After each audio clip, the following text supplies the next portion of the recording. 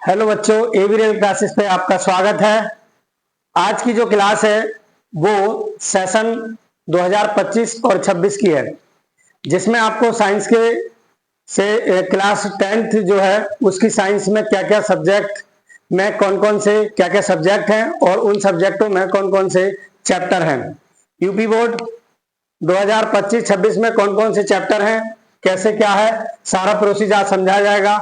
आज की जो क्लास होगी वो साइंस बुक की होगी और साइंस में कौन कौन से चैप्टर हैं और उन चैप्टरों में कौन कौन से टॉपिक हैं उनके बारे में आपको बता दिया जाएगा, क्योंकि अब न्यू सत्र अप्रैल से शुरू होगा 2025 और 26 का। उसमें आप इसमें ये भी बताया जाएगा इस वीडियो में कि आप कैसे तैयारी करें और किस तरीके से करें। अगर देखा जाएगा तो इकाई या यूनिट नंबर 1 की बात करें हम तो साइंस को 3 पोर्शन में बांटा गया है, 3 पार्ट है इसके साइंस के। पहला पार्ट है बच्चों, याद रखना, केमिस्ट्री। पहला पार्ट है केमिस्ट्री, तो पहले पार्ट में केमिस्ट्री और बायोलॉजी। अगला पार्ट है आपका फिजिक्स। बच्चों याद रखना, अगर हम हिंदी की बात करें तो रासायनिक विज्ञान, जीव विज्ञान और भौतिक विज्ञान, इसे जीव विज्ञान बोलेंगे, बायोलॉजी को जीव विज्ञान बोलेंगे और फिजिक्स को भौतिक विज्ञान। बच्चों याद रखना 3 पार्ट्स में ये डिवाइडेड है, बांट रखी है, और उन पार्ट्सों में कुछ चैप्टर भी हैं। पहली इकाई अगर हम बात करें केमिस्ट्री की तो पहली इकाई जो यूनिट का नाम है उस यूनिट का नाम है रासायनिक पदार्थ, प्रकृति एवं व्यवहार। तो रासायनिक पदार्थ में कौन कौन से चैप्टर हैं बच्चों? इस इकाई में 4 चैप्टर बताए गए हैं। पहला चैप्टर है जिसका नाम है रासायनिक अभिक्रियाएं एवं समीकरण। बच्चों होगा क्या, इसमें क्या क्या चीज आपको पढ़ने के लिए मिलेगी? सबसे पहले आपको केमिकल रिएक्शन के बारे में या जिन्हें हम रासायनिक अभिक्रिया कहते हैं उनके बारे में पढ़ने मिलेगा। उसके बाद इक्वेशन के बारे में, समीकरण के बारे में, कैसे समीकरण को संतुलित किया जाता है, किस तरीके से समीकरण को बनाया जाता है, कौन अभिकारक होता है और कौन उत्पाद होता है, और द्रव्यमान संरक्षण का नियम भी लागू होता है इन पर कि दोनों बैलेंस है या नहीं है, उन्हें बैलेंस भी करना होता है। दूसरे चैप्टर में बच्चों याद रखना अम्ल, क्षार एवं लवण, अम्ल की पूरी डिटेल आपको पढ़ाई जाएगी मेरी चैनल पे बच्चों, याद रखना। उसके बाद क्षार के बारे में हम आपको बताएंगे, क्षार क्या होते हैं, इनके प्रकार क्या होते हैं, इनके केमिकल प्रॉपर्टीज क्या होती है, इनके फिजिकल प्रॉपर्टीज क्या होती है, उसके बारे में हम बताएंगे। उसके बाद साल्ट्स के बारे में बताएंगे, लवण के बारे में बताएंगे। और बच्चों याद रखना पूरी chapter by chapter, topic by topic तैयारी आपकी हम इसी चैनल पे एवी रियल क्लासेस पे कराएंगे। उसके बाद बच्चों तीसरा चैप्टर है जिसका नाम है धातु एवं अधातु। अच्छा, मेटल क्या है और नॉन मेटल क्या है, धातु की पूरी डिटेल से बात बताई जाएगी और नॉन मेटल की पूरी डिटेल से बात बताई जाएगी। क्या होते हैं ये, कितने प्रकार के होते हैं, कौन सी तन्यता होती है, किसमें आघात बन्यता होती है, इनके अपवाद भी होते हैं बच्चों। सारी चीजें मेरे चैनल पर आपको बताई दी जाएंगी, किस तरीके से आपको सिलेबस को पूर्ण सिलेबस कराया जाएगा साइंस का। ठीक है बच्चों। उसके बाद चौथा चैप्टर है जिसका नाम है कार्बनिक यौगिक। क्या नाम है बच्चों?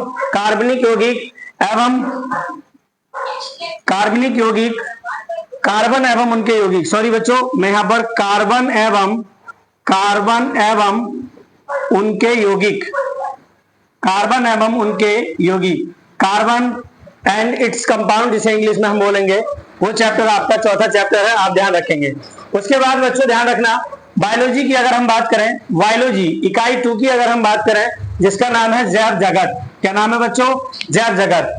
जैव जगत जिसे हम लाइफ प्रोसेस बोला जाता है, तो इसमें जंतु के बारे में भी पढ़ने के लिए मिलेगा और जीव के बारे में भी पढ़ने के लिए आपको मिलेगा। जीव जंतुओं में पोषण किस तरीके से होता है, श्वसन कैसे होता है, परिवहन कैसे होता है, उत्सर्जन कैसे होता है। इकाई 2 है जिसका नाम है जैव जगत। उसके बाद बच्चों जंतु तथा पौधों में नियंत्रण एवं समन्वय, जिसमें आपको माइंड के बारे में पढ़ने मिलेगा, तंत्रिका तंत्र के बारे में क्लियर तरीके से आपको डिटेल से पूरी तरीके से आपको बता दिया जाएगा। माइंड्स के कितने पार्ट्स होते हैं, कितने भाग होते हैं, उन भागों में कितने कैसे कैसे प्रोसेस होता है, वो सारी चीजें आपको डिटेल से आपके एवी रियल क्लासेस पे आपको बता दी जाएंगी और डेली आपको क्लासें दी जाएंगी। उसके बाद है बच्चों प्रजनन, रिप्रोडक्शन क्या है। उसके बाद जनन, जनन कितने प्रकार का होता है। उसके बाद पूरी डिटेल से आपको प्रजनन के बारे में बताया जाएगा, जंतुओं में प्रजनन कैसे होता है, पादपों में कैसे होता है, ठीक है बच्चों, और मनुष्य में कैसे प्रजनन होता है उसके बारे में पूरा डिटेल से आपको बता दिया जाएगा। उसके बाद बच्चों अनुवांशिकता है, अनुवांशिकता के बारे में आपको बता दिया जाएगा। मटर के पौधे पर जो अनुवांशिकता की खोज की थी ग्रेगर जॉन मेंडल ने, पूरा प्रोसेस आपको बता दिया जाएगा।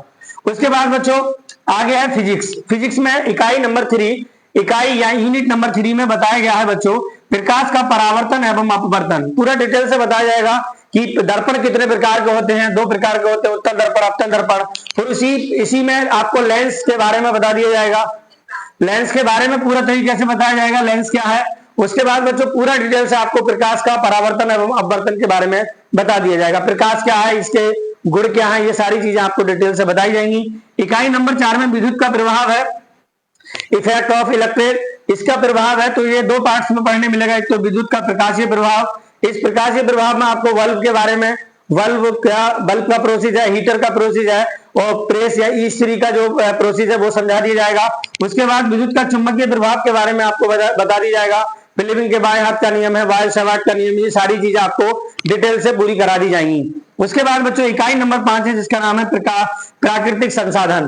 प्राकृतिक संसाधन में हम पर्यावरण के बारे में डिटेल से पढ़ेंगे, और पर्यावरण में बहुत सारे क्वेश्चन आते हैं बोर्ड एग्जाम में जो पूछे जाते हैं। तो बच्चों याद रखना, आशा करता हूं आपको पूरी तरीके से सिलेबस डिटेल्स पूरा समझ में आ गया होगा। क्या सिलेबस है, क्या टॉपिक रहेंगे, इसके टॉपिक बाद में समझ में आएंगे, क्योंकि पहले मैंने चैप्टर के बारे में बता दिया है। आप बिल्कुल नोट कर लें और आप स्क्रीनशॉट इसका ले सकते हैं। तो आपने स्क्रीनशॉट ले लिया होगा और इसे बहुत डिटेल से पूरी तरीके से आप रख सकते हैं। और एक नोट्स बनाना, नोट्स में पूरे चैप्टर वाइज आप तैयारी करेंगे तो अच्छा है, क्योंकि तैयारी से पहले आपको ये पता होना चाहिए कि किताब में कितने चैप्टर हैं और कौन कौन से टॉपिक हैं। क्योंकि याद रखना, जब सिलेबस ही पता नहीं होगा या कौन कौन से चैप्टर हैं यही नहीं पता होगा तो वहां पर तैयारी नहीं हो पाएगी अच्छी तरीके से। तो मैं बता रहा हूँ यूपीएमएसपी पे निकाला गया सिलेबस है, जिसमें आपको डिटेल से पूरी तरीके से जो साइट है यूपीएमएसपी से सिलेबस मैंने निकाला है, और जो डिटेल से आपको 25 और 26 में जो सिलेबस है वो पूरी तरीके से यही चैप्टर रहेंगे आपके साइंस में। उसके बाद में आपको एसएसटी और उसके बाद मैथ्स के जो चैप्टर हैं वो पूरे डिटेल से, जो भी 6 सब्जेक्ट हैं आपके पूरे डिटेल से ये चैप्टर बाय चैप्टर आपकी तैयारी कराऊंगा। और मैंने आपको चैप्टर पूरी तरीके से बता दिए है आप एकदम। और अगर लाइव का प्रोसेस है तो लाइव 4:30 बजे हम लाइव क्लास ज्वाइन करें, सभी बच्चे 4:30 बजे से लाइव क्लास स्टार्ट होगी इसी चैनल पे, और पहला शुरुआत होगी पहले चैप्टर से जिसका नाम है रासायनिक अभिक्रिया एवं समीकरण। तो बच्चों आशा करता हूं आपको बहुत अच्छी तरीके से समझ में आ गया होगा। थैंक यू, जय हिंद।